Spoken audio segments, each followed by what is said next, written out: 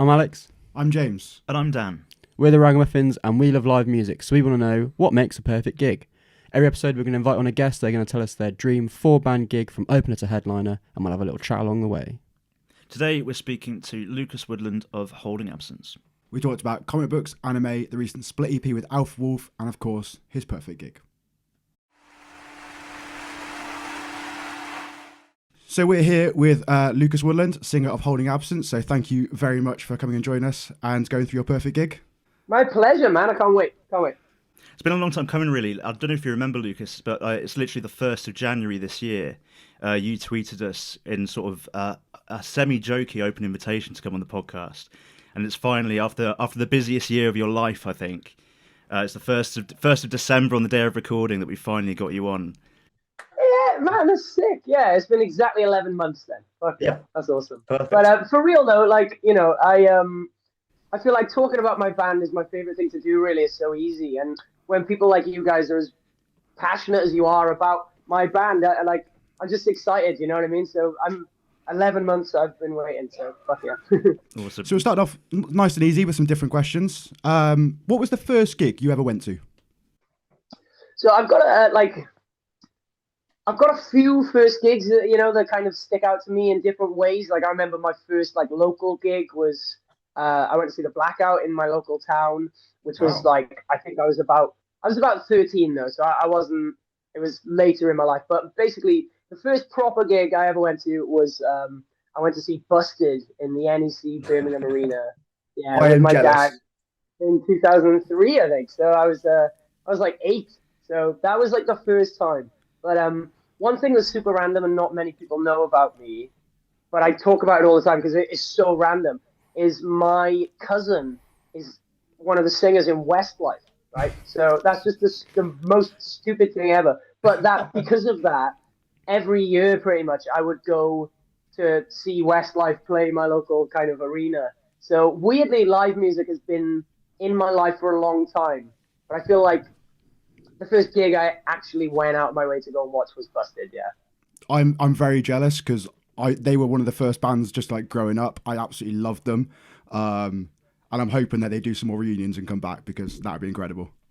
Yeah, man. And I got into Fight Star because of them as well, you know what I mean? Yeah, so the Charlie Simpson route. Yeah, for my whole life pretty much, yeah. So with like other bands, you've spoken before, I've seen that Green Day and like Jesus in Suburbia in particular was quite important, and that I think Green Day are just a great pathway band to get into different music and get into heavier music. And I think Holding Absence are kind of similar with that. You kind of got that balance in between it. So do you see yourself a little bit as being a UK equivalent in terms of being able to kind of like funnel to other bands and mix between different genres slightly? It's funny because, the music sphere is so big, even if you kind of make the same shape as another band, chances are nobody else even notices it, So that is a super astute observation, but I've never even thought of that before, you know what I mean? But for me, I think the main reason that Green Day stood out was when I discovered American Idiot, it was like the embodiment of punk, and it was new as well, like punk felt like a crusty kind of thing when we were kids, and it was like new punk, which that was awesome. And then Wake Me Up When September Ends was one of the other singles, and for me it was like, whoa, man, like you can do both those things, like you don't have to just do this thing. And I think similarly, Holding Absence sort of paralleled that ideology throughout our whole career, like the first album having Marigold be like a piano only track and so on and so forth. We're always trying to pull the parameters, I guess. And I think Green Day were the first band that ever showed me what a band could do, So, yeah. Another thing that's always really interesting about your band is the visual presentation that you guys have. Obviously, the first era was all in monochrome, and then everything burst into colour with The Greatest Mistake of My Life. Is there plans for more visual changes in the next chapter? And how important is that for you to marry up what you do visually with what you're doing musically? Yeah, man, great question, because the answer is yes, really. We're always trying to evolve and we're always trying to be as immersive as possible. So, if we weren't to do that, it would kind of feel like we were missing a trick, really. But I do think to myself sometimes it can seem contrived,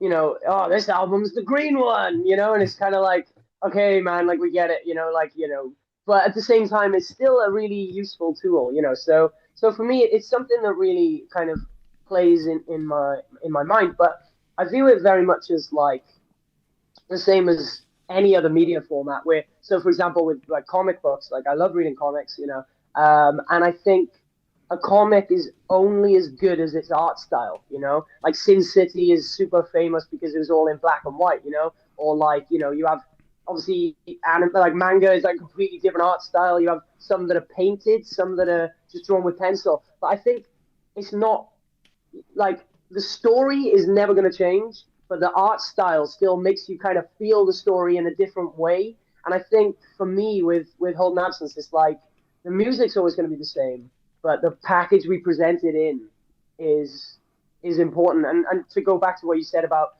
black and white into color, I kind of think to myself sometimes, like, imagine if it was the other way around. Like, would that make sense? Would that have been weird? You know, and who knows? You know, but I'm grateful we had the option to really immerse people with that. You know. Yeah. You mentioned already there about a comic book, and I'd seen somewhere that you had plans on working on one. Is that still happening? And like, what's going on with it? Yeah, that was definitely like a lockdown kind of thing. You know, I've been writing comics since I was a kid. You know, like they were all obviously really scrappy, terrible things. But like, you know, I think like during lockdown, I mean, we just recorded The Greatest Mistake of My Life, so I had this weird thing where I was like, I don't feel like I should be creative in the music world for a bit. Like I want my musical subconscious to breathe for a couple of minutes. But then at the same time, I can't resist creation. I love making things. So yeah. So the comic book, I've got like 5 different ideas that are super different, you know. And for me, it's just a case of one day kind of coming up with a script that I actually, you know, think is good enough, and maybe kind of passing it on to an artist or something. But I'm very much like I genuinely do this quite often. Like I'm the kind of guy who, like, when I'm on a night out or something and there's somebody over there I don't know all that well compared to other people, I'll like quickly go on Facebook and check their name and see it to be like, hello Thomas, you know, because like I'm the kind of guy who needs that. I need to proofread everything. So I guess, even though that was a bit of a tangent, the point I'm getting at is like I don't feel like I would be putting anything out in that world for a long time until I'd had years of laboring over it and critiquing it, you know. But it's something I love to do, and comics are just sick. So yeah. Agreed. So I think, are we ready to jump into the first band in this perfect gig? I think so. So Lucas, who is your opener? Cool. Yeah. So I wanted to preface this because obviously I have a very, as we all do, you know, like a very vast taste in music, and you know, the two like bands that have changed my life, having seen them live, were Radiohead and the Pixies. But like, I just think like they would be weird on most lineups that I could make. You know what I mean? So I've kind of decided to go for like a scene kind of lineup, you know, and like so to begin with, I have picked one of my favorite bands of all time, Thrice. I don't know if you guys are into Thrice. Excellent. If you're not into Thrice, all I can do is just tell you to get into them because they're so good. But I've loved them for about 10 years now. But I think they're one of the best like storytelling bands in the scene, and they're a super immersive band as well. But I think they're kind of at the point in their career now where like they would go on first, 5% of the crowd would be like, oh my god, and then the other 95% would kind of be like, you know, like I don't know, you guys were at 2003s, right? Yeah, hell yeah. Yeah, about to say about that. I don't know if you felt that at 2003s, but Vizu, the album they played in full, I literally have tattooed on my elbow, so I sing in every word, you know. But I remember thinking, this crowd is definitely different to the one that was just watching Turnstile a minute before, you know. So yeah. So you mentioned about that. You've got complete control out of all of this, so you can curate their set list. So do you want that album in full? So you could have that. You could say you could give them control and just let them play hits if you want a couple of songs in particular. Do you want a certain era? That's a tough you, man. You know, now you said this, that's made the ending of this video way cooler for me. But yeah. So what I will say for now, though, I'll just go with like a greatest hits because they have been I think they've got 10 albums at this point, maybe more. So like And I imagine if they're opening as well, it's like you know 30-minute slot. You know what I mean? So let's keep it all compact. But you know, like songs like Hurricane, Artist in the Ambulance, anything off Visu I love. But yeah, if anyone's listening and wants to get into Thrice, my favorite album is Visu, and then I'd say the second and probably the most accessible is To Be Everywhere is To Be Nowhere, which is their new like their comeback album, I guess. So yeah. Would you say that Thrice are perhaps underrated? Because I'm really into them now. I really, really like them, but I got into them way too late. It's from watching stuff like this, really, that I've kind of realised they seem to be all of my favourite bands' favourite band. That was in the queue of what I was about to say. That was the first thing I was about to say. So since I've got into them as well, there's been times where I've been like, no, listen to them. There's a reason that your favourite band likes them. And I'll never forget reading a tweet from Sam Carter from Architects, and he said his two biggest inspirations vocally was Spencer from Under Oath and Dustin from Thrice. And I remember being like, man, that makes so much sense to me. But, you know, I feel like yeah, just that's the best way of putting it, is they are your favorite band's favorite band in the scene. So yeah, but and to answer the original question, I think they are very underrated, like, because they're just an older band and they've done so much. It's like intimidating, you know. It's like, where do you begin, you know? So to bring it back to Holding Absence for a little bit, I want to kind of focus on one point in particular, and that's for Celebration Song. I think every time when you come out live and just the opening part of I'm Alive, there's so much emotion behind it, I think, from you and I think from fans seeing it back in the audience. What's that kind of like to see, like, the emotion with that, to see everyone kind of connect from the instant sometimes when you're starting a set like that? Yeah, it's funny because it's one of those parts that it's over so soon, you know. It's very, very quick. That first, when you really think about what the euphoria is in that crowd moment, it's the and then it's the explosion. So for me, that's like a second, you know. So it is always very surreal because I almost just feel like I go out there with a cannon and just blow it, you know. It's just fucking, there's this big explosion. But I think, yeah, that song is really magic because, you know, I feel like when I look at the crowd, it's a really community kind of song, you know. I feel like everyone really links up together, like, emotionally when that one drops.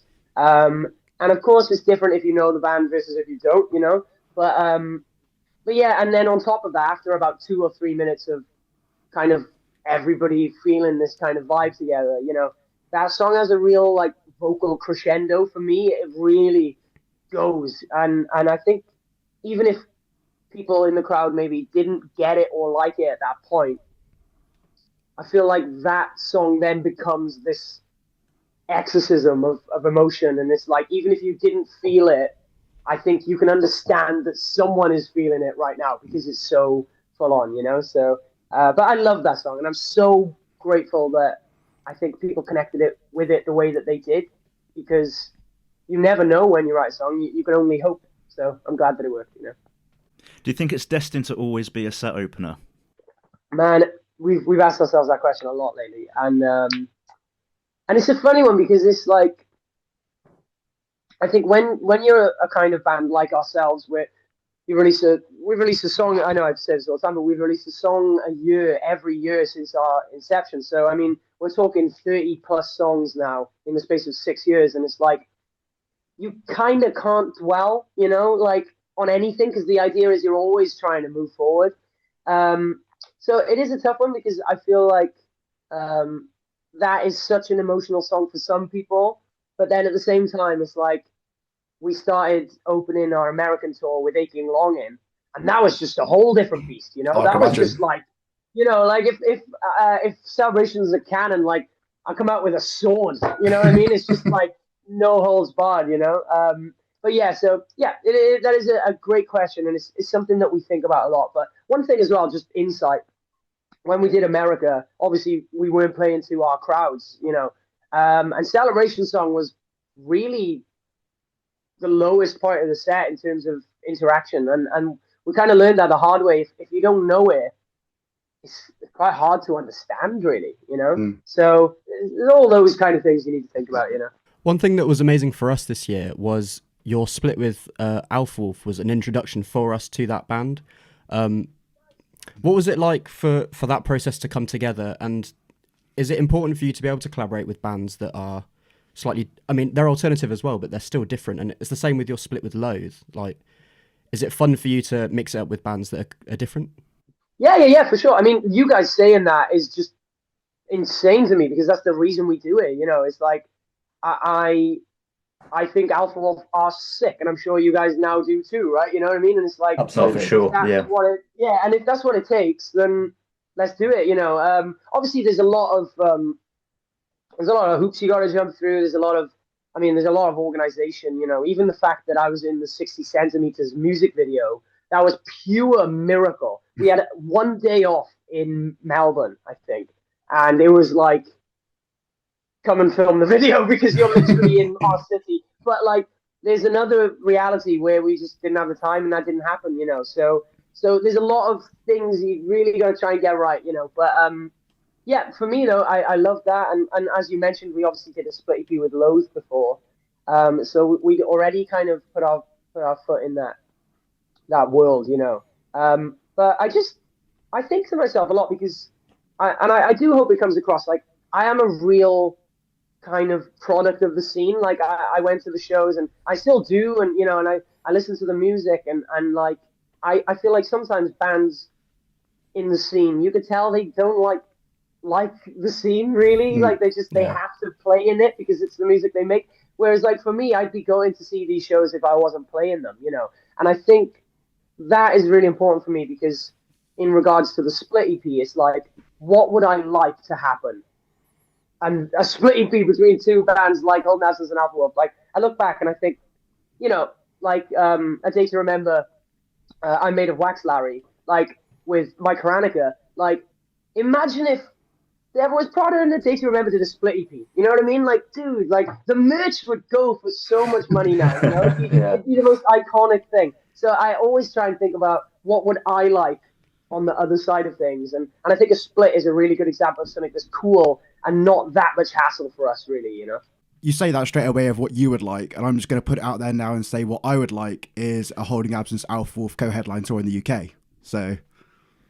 Okay, wicked. Well, thank you very much for that. It is a tough one because we're both very busy bands, you know?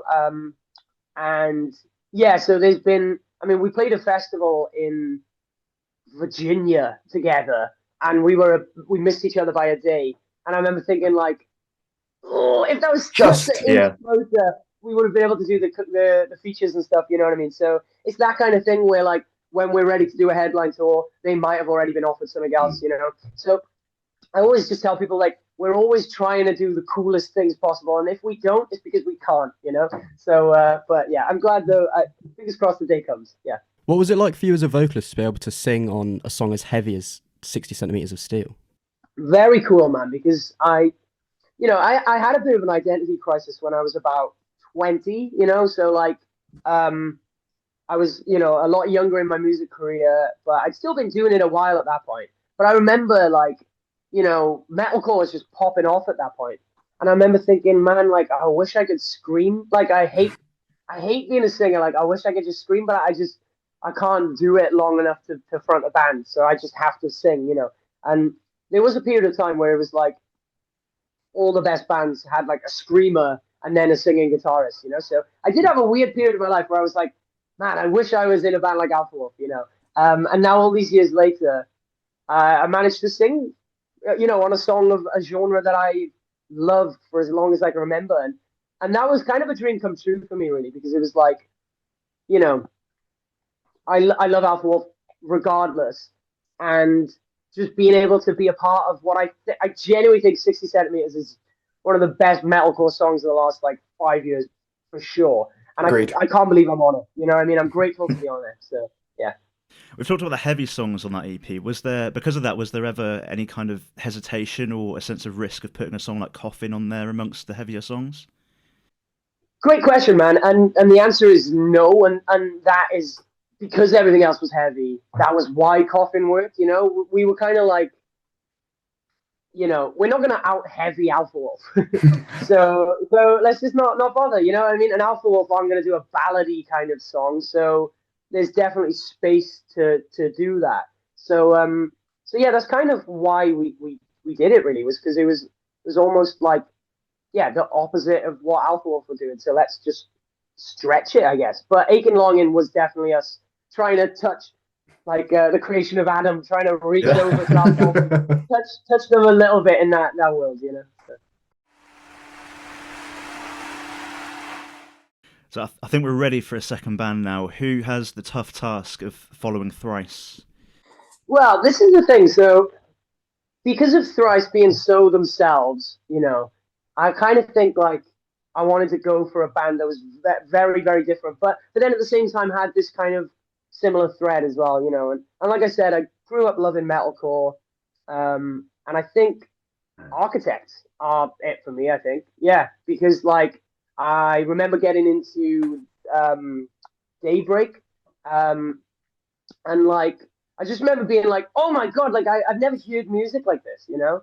And now like all these years later, like Lost Forever, Lost Together is like one of my probably my favorite like metalcore album. Really, I think it's just a masterpiece, you know. And I feel like Sam Carter's one of the best vocalists of our generation. I think he's brilliant, and I think if I was gonna have a perfect dream show, like there'd need to be a few pits, you know what I mean? So this is the token heavy band, you know. So I mean, have you had the chance to see them before? Like, do you have a good memory from seeing them live in particular that stands out to you most? yes, so I saw them. It is really inspiring actually when you look back, because I've got a ticket upstairs signed by the band from that touring cycle. I went to the HMV in-store, signed it, and I went to see them play like a small venue in Cardiff, and Straight from the Path was supporting them. You know, so that would have been like I think 2012. So it was about 10 years ago now. And then I went to the Ali Pali show the first time they played Alexandra Palace. And I guess you guys have been to Ali Pali. I think we were there. We might have been there for that show. I think was that the Counterparts? All right, yeah. Yes, it was. Oh, yeah, we were there. Yeah. Nice. Okay, right. So was that your first time there? Because it was my first time. First time at Ali Pali for me, yeah. I think it might have been my first time as well. I remember walking in and just being like, what the hell is this place? Like, how is this a venue, you know?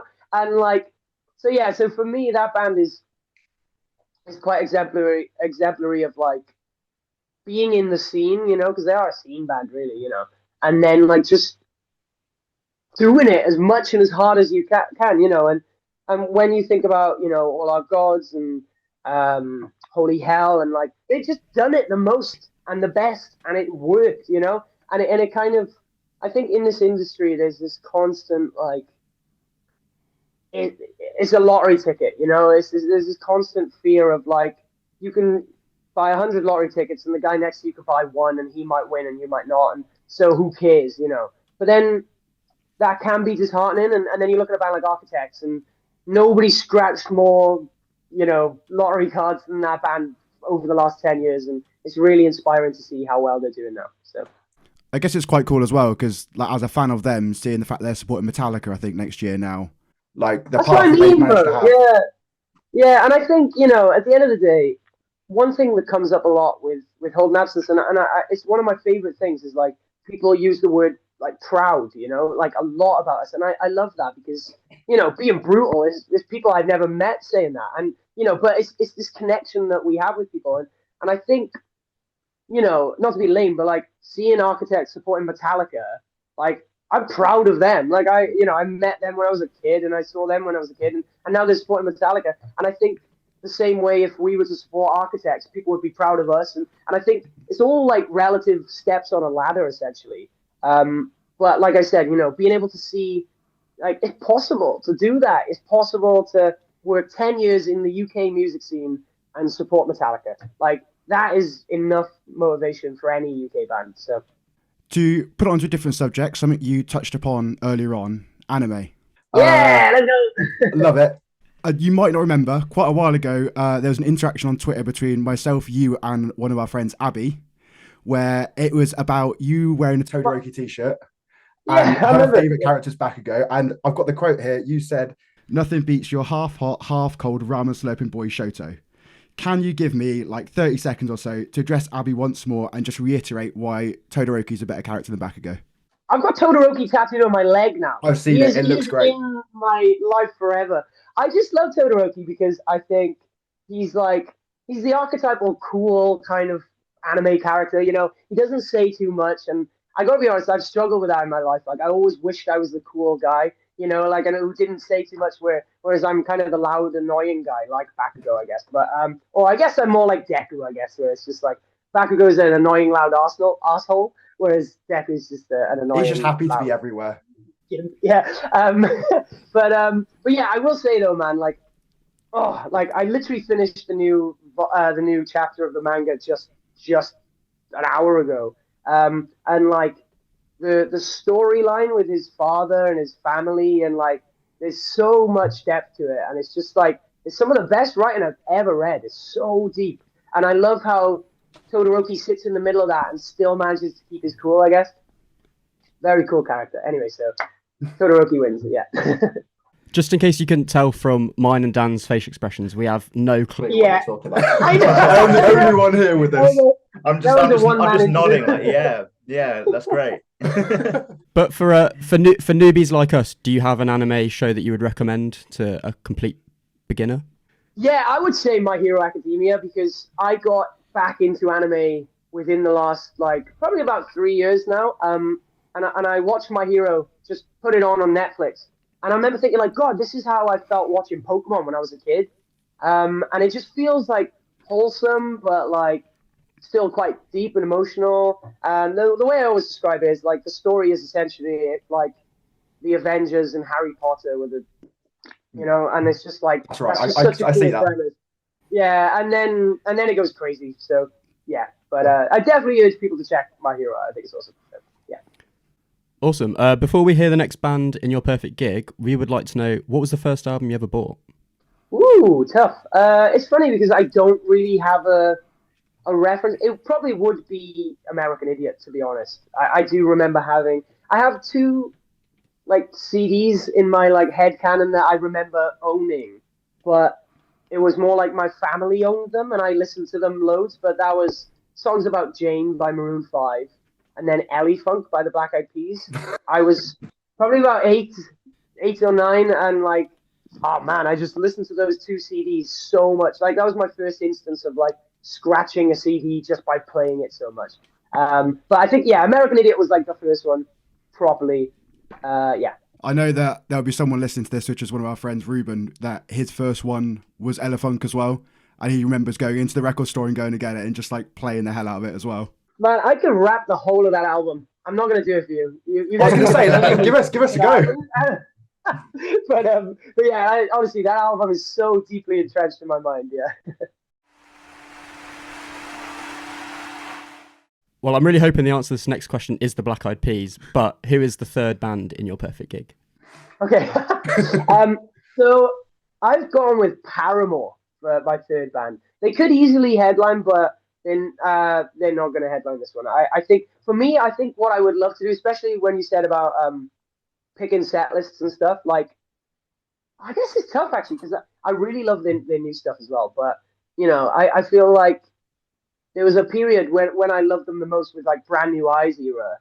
You know, they were like a scene band, you know, they're definitely not a scene band anymore. But yeah, that was kind of like my introduction to Paramore.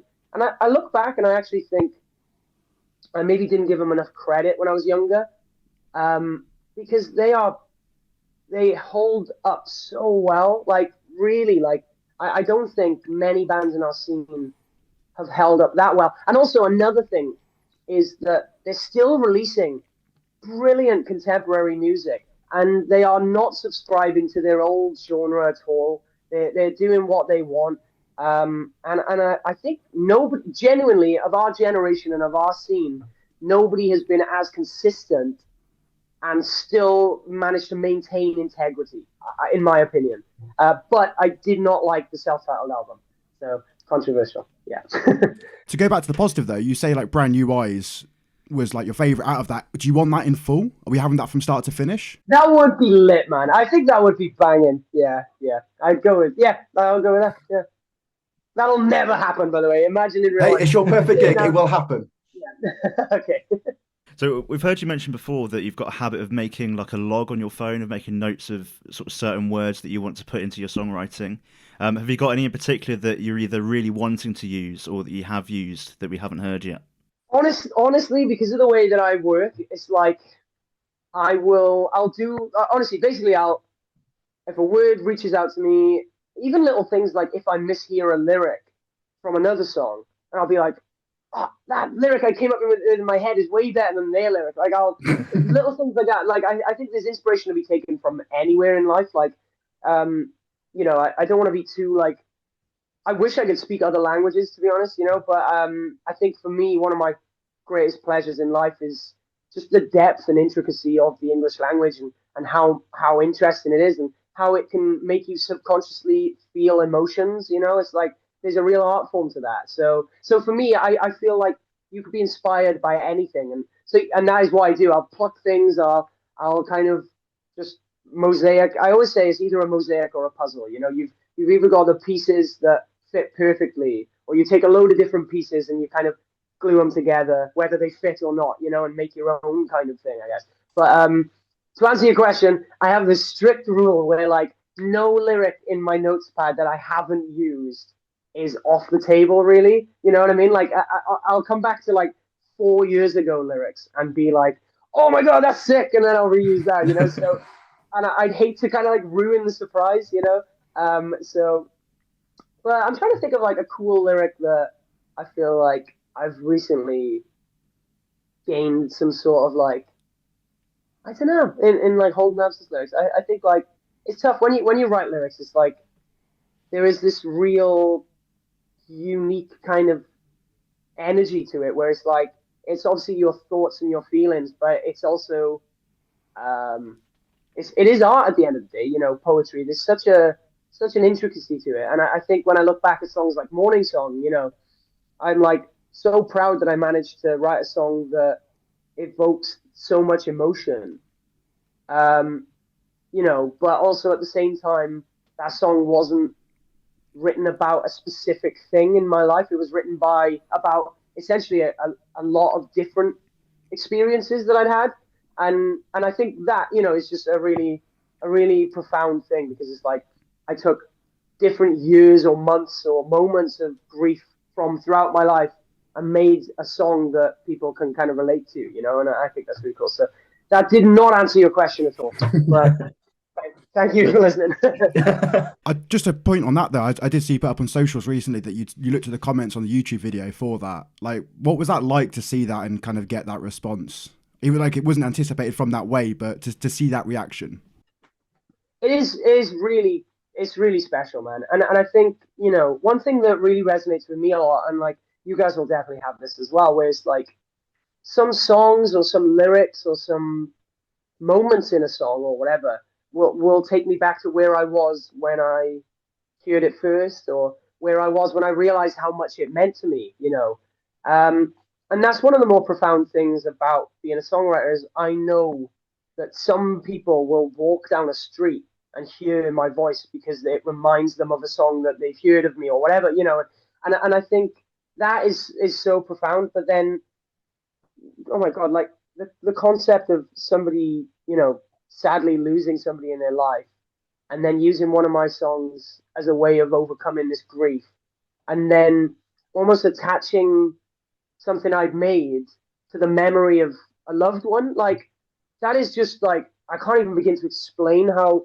special that is, and it's very bittersweet, because at the end of the day, death is so tragic, like, and I think it's like, there is no joy to be found in it. So I do feel like it breaks my heart that anyone has to relate to that song, but at the same time, like you said about, I was going down the YouTube and just reading people just putting their friends' names and the dates that they passed away. Like, I'm just like, God, man, like, it's just so moving that people would be that touched by our song that they would essentially be transparent about that. Like, that's just such a compliment. But it is a very deep kind of part of doing what I do, I guess, you know. So yeah.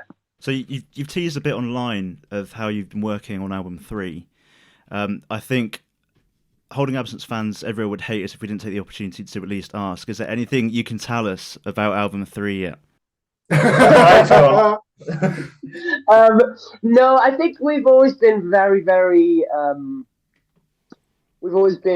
strict about the privacy of an album. You know, don't get me wrong, I do tweet stuff sometimes that kind of nudges people to be like, oh, you want to get ready, you know.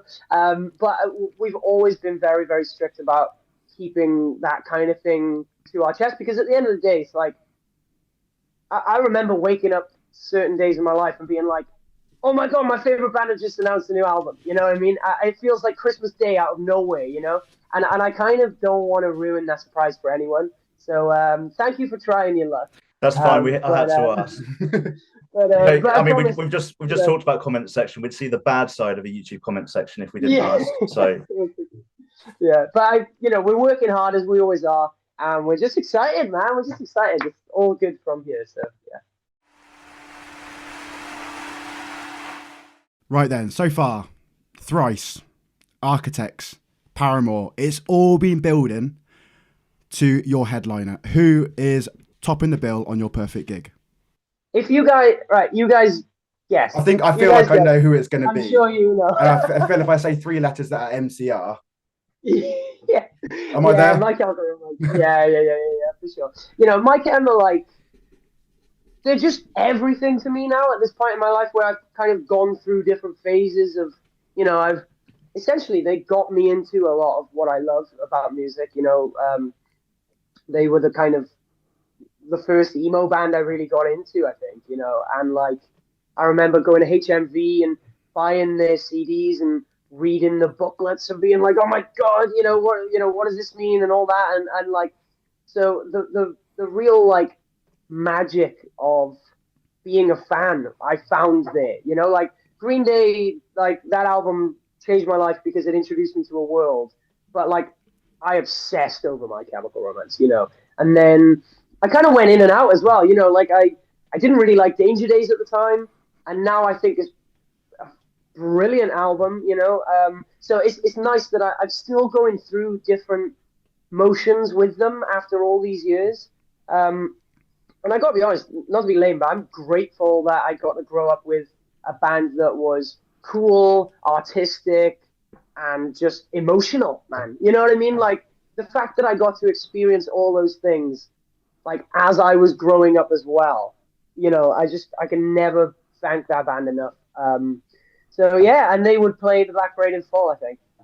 Yeah, that would be the dream. That would be the dream gig, because I still listen to that album front to back now. I think for me as well. Sorry to, I know I'm just talking. No, go for it.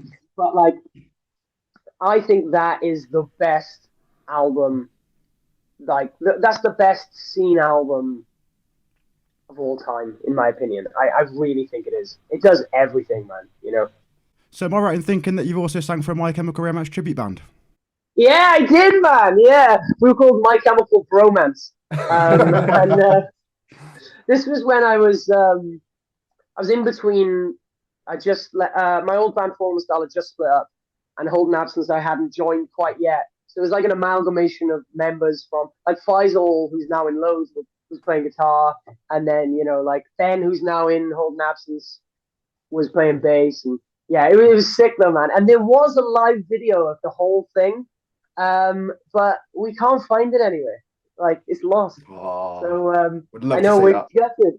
Same, man. I'd love to watch it back. You know, I think I've come a long way as a vocalist, though.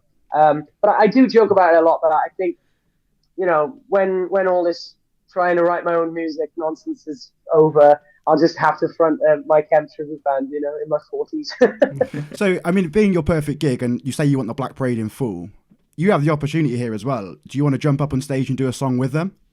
Oh, yeah! Oh, Which my one? God, what are you yeah. going for?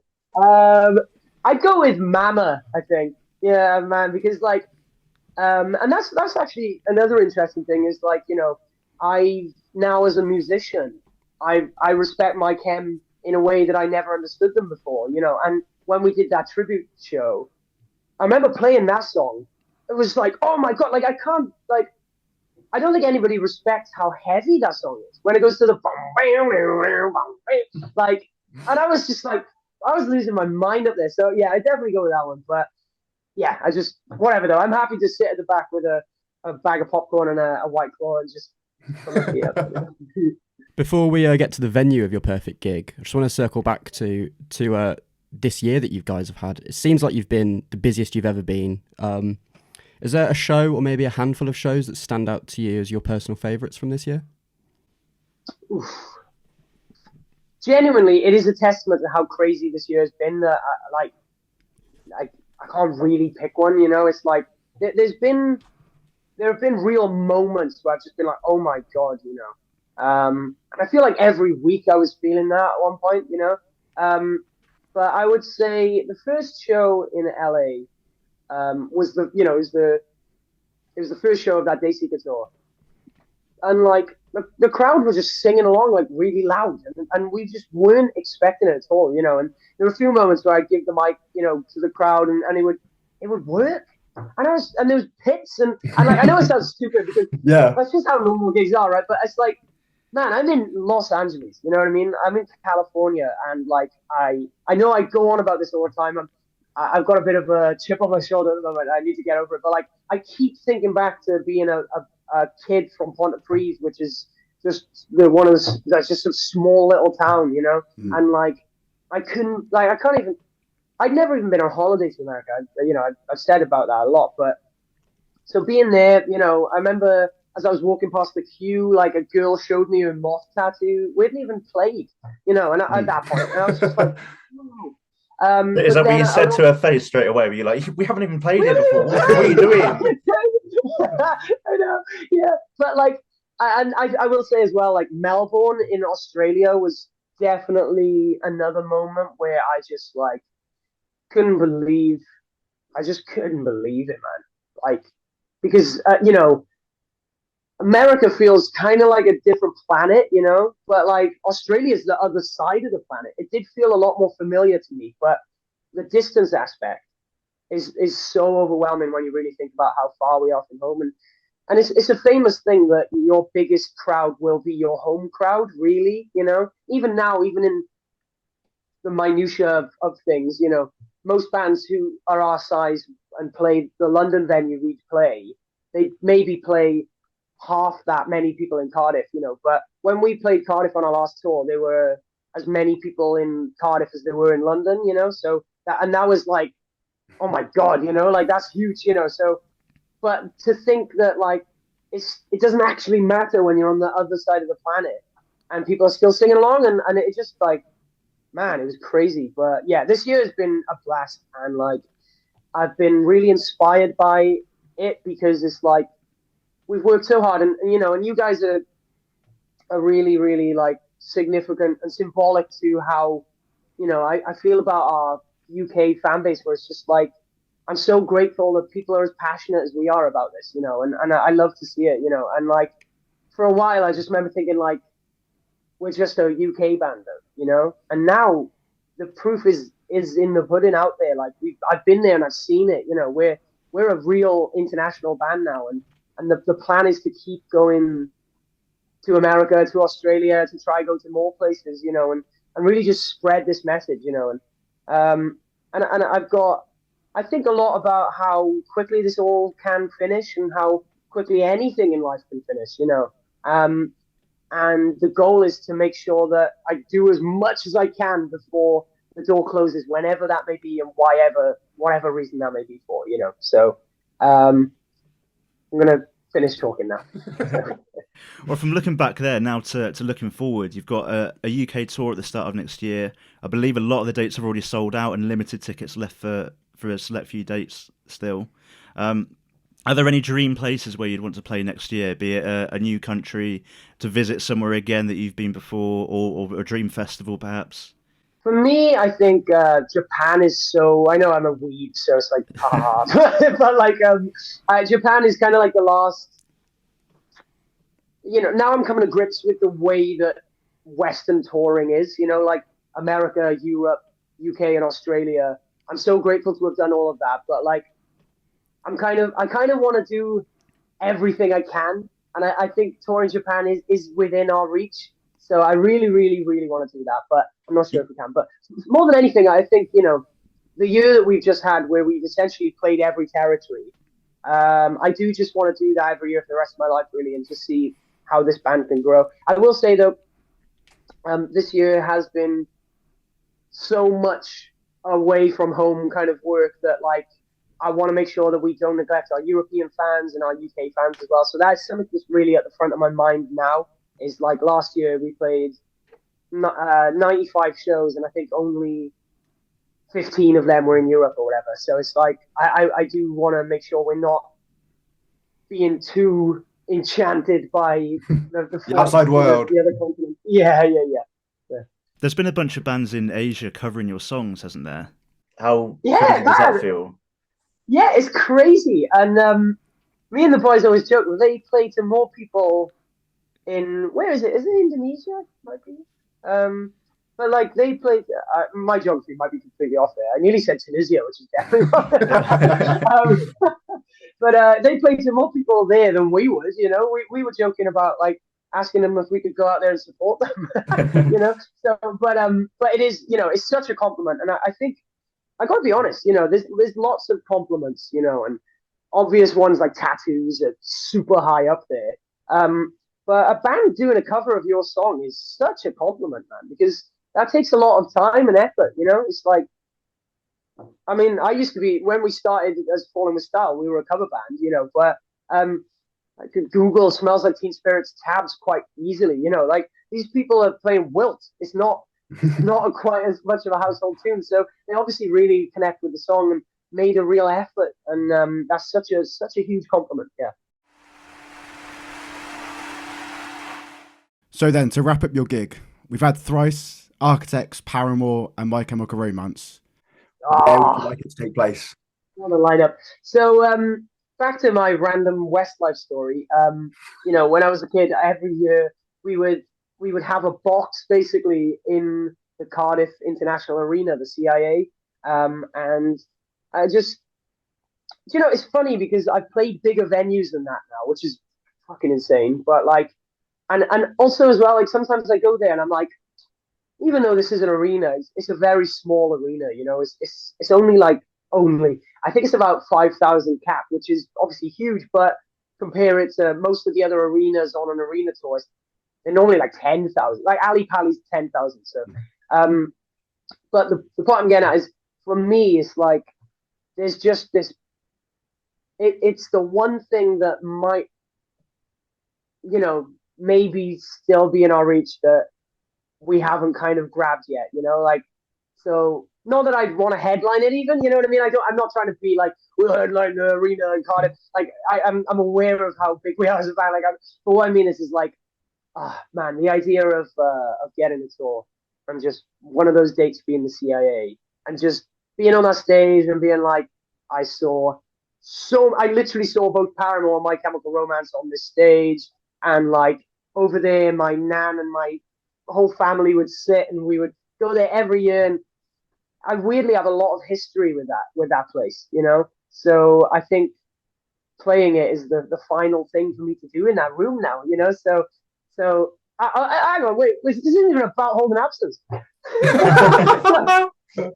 Sorry, I just that's great. No, put the vibes out there, and it will come around. I'd love to play that venue, manifest as they say. But anyway, the point I'm getting at is that would be my venue, man, because like I'd be able to just walk there. You know what I mean? Have a couple pints in fuel, and then tot over and just watch the best. You also would get the chance, because if you're going on stage with My Chemical Romance to do Mama, then you'll be playing it. So you're exactly. There. So this dream gig just got so much better. It is a pretty perfect gig. I will say I'm disappointed that a Breakdown Face reunion isn't happening. Oh no. Yeah, I mean, there's still a band, I think, but yeah, the less said about Breakdown Face, the better, really. But get you back behind the kit. I'm a bad drummer. Yeah, that's all I'm going to say on that. So, yeah. Lovely. Well, thank you so much. You've put out an incredible gig there. We're going to be at the Oxford show coming up, so we'll see you there. Awesome. Very much looking forward to this tour, and thank you very much for spending the time with us. I'm grateful for you guys. Thank you so much for having me. Best of luck with the podcast. Keep killing it, and yeah, thank you. Thank you. Well, that was a bloody good gig. That might be one of my favourite lineups on all the Perfect gigs so far. That was amazing. Once again, we are so thankful to Lucas for spending his time with us this evening. You can listen to Hard and Absence's latest split EP with Alpha Wolf now, The Lost and the Longing. They're touring the UK in January. Most of it's sold out, so you might not even be able to get tickets by the time you see this. But snooze, you lose. If you like this, we've got more episodes of Perfect Gigs. Go subscribe to our YouTube channel, follow us on Spotify or Apple Podcasts, and you can go and listen or watch them there. We also have a monthly podcast where we talk about the latest news, review the latest music, and just have some general discussions about what's going on in the life of... I don't know where I was going with that. It started so well. That was great. We also have a monthly podcast where we discuss the latest news. You're laughing. I can tell you. Laughing. One more. And I'll try it again, James. And just have general discussions about what's going on in alternative music. I don't know. I feel like that can be the outro. Like a couple of outtakes and then just that. Subscribe. We'll come together in the edit, won't it?